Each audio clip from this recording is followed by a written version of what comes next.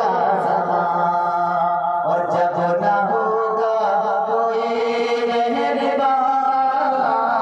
नफसे का होगा समा।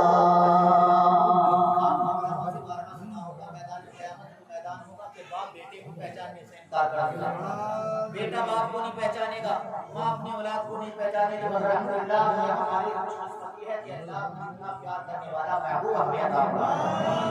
नफसे का होगा समा जब न होगा कोई मेहरबान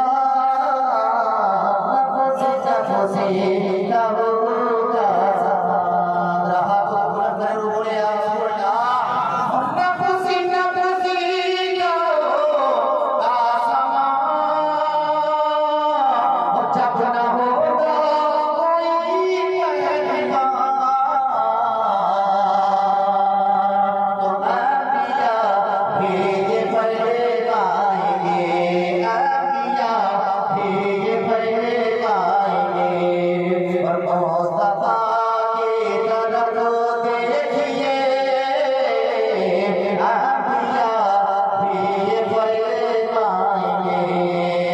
मुस्तफा की तरफ देखिए जब नबूए सहारा मिले और चंद दिन का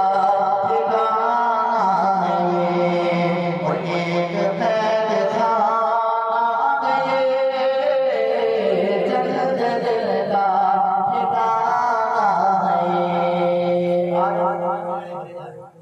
एक एक रुपए के लिए भाई का भाई गला काटता है, गिरबान पड़ रहा है, मारा जा रहा है, मगर मेरे प्यारे इस्लाम भाई शायर ने कहा है कि चंद दिन का ठिकाना है ये